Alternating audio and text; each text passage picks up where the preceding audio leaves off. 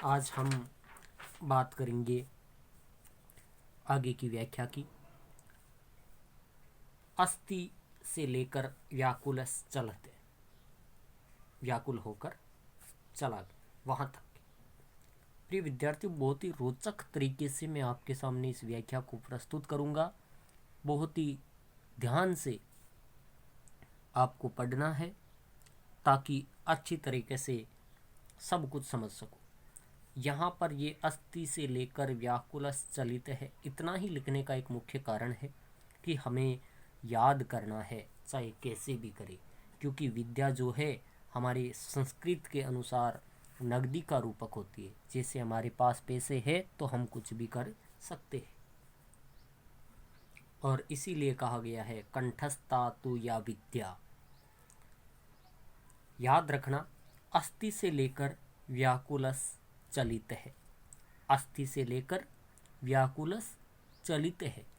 मैं आपको बहुत ही अच्छी तरीके से आज पढ़ाऊँगा ये टॉपिक। आपको तो पता ही है कि मैं पेंटर तो 1 नंबर का हूँ। ये तो मैंने इस कार्य से संन्यास ले लिया कोई कारणवश, नहीं तो अब तक भारत रत्न मिल जाता। देखो प्रिय विद्यार्थियों, ये कहने की मात्र की बात थी। जैसा भी है बहुत रोचक तरीके से मैं प्रस्तुत कर रहा हूँ, ध्यान से पढ़ना। माना कि ये एक नदी है जिसका नाम है यमुना नदी। यहाँ से एक नदी निकल रही है, यमुना नदी। अब बताओ प्रिय विद्यार्थियों, इस नदी के आसपास का ये क्या कहलाएगा? तट कहलाएगा, यमुना का तट। इस यमुना के तट के पास में ही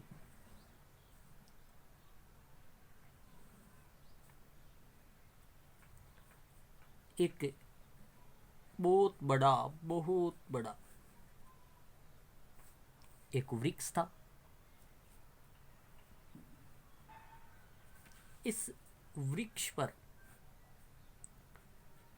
जैसे मान लो ये सूर्य है, और जैसे ही सूर्य देव अस्त होते, सूर्य देव अस्त होते अलग अलग दिशाओं से, अलग अलग दिशाओं से, कोई इधर से, कोई इधर से, कोई इधर से, कोई इधर से आकर यहाँ पर पक्षी बैठ जाते थे। तो ये पूरा का पूरा पेड़ पक्षियों से भर जाता। अनगिनत पक्षी है, दिखाई ज़्यादा ऐसा ही लग रहा है कि जैसे कुछ बैठे हैं, लेकिन हमें दिखाई ज़्यादा नहीं देते। तो वैसे चित्र बहुत अच्छा बनाता हूँ। एक यहाँ पर बहुत बड़ा पक्षी थे, मतलब राजा था तो थोड़ा बड़ा बना देते।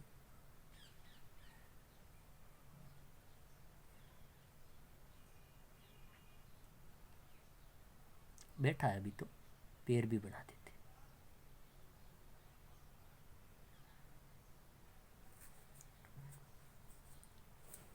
ये राजा था कबूतरों का। किनका राजा था? कबूतरों का राजा। और इसका नाम था राजा चित्रग्रीव। राजा चित्रग्रीव।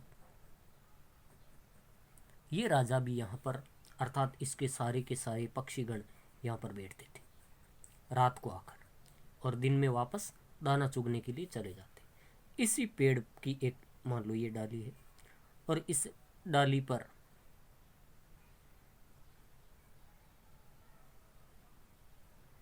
एक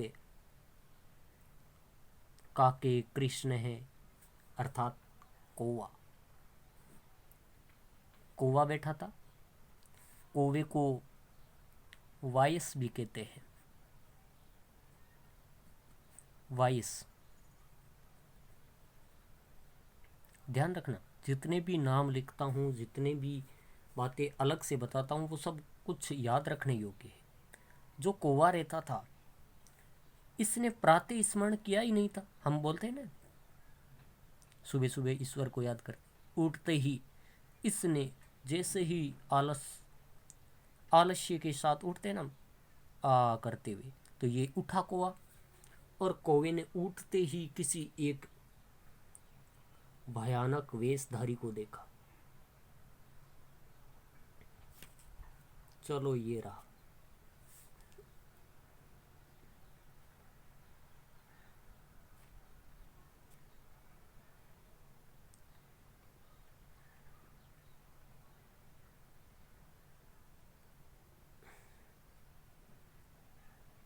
मलिंगा के जैसे इसके बड़े बड़े बाल,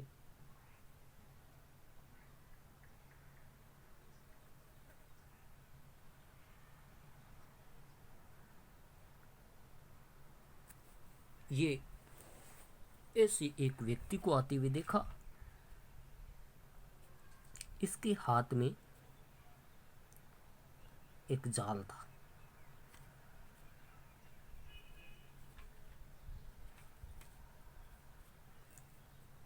इसको आते हुए देखा शिकारी को, तो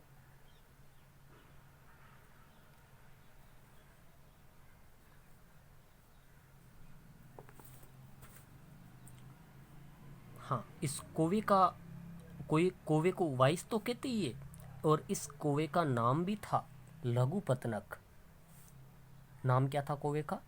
लघुपतनक।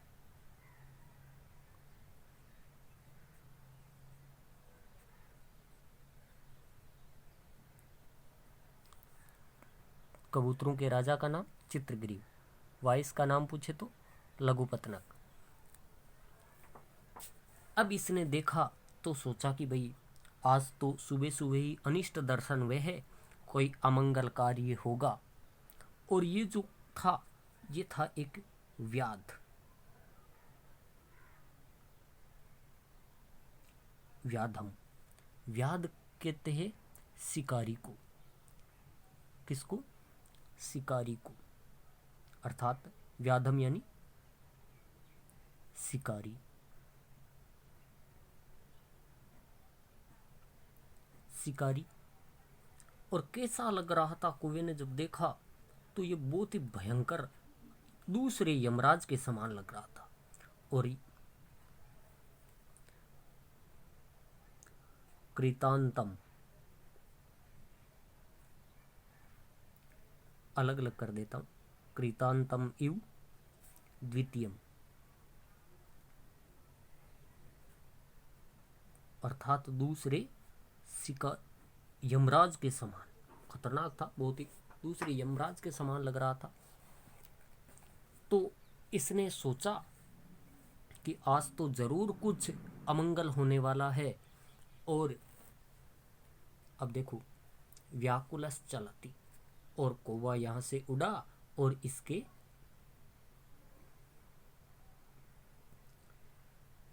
पीछे पीछे चला गया।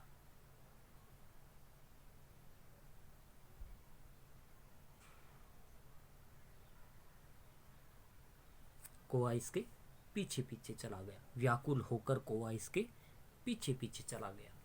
अब देखो, इसकी व्याख्या बता देता हूं, समझ में आ गया होगा कि गोदावरी नदी के किनारे ये जो पेड़ था, इस पेड़ का नाम सालमली वृक्ष था। इस पेड़ का नाम भी था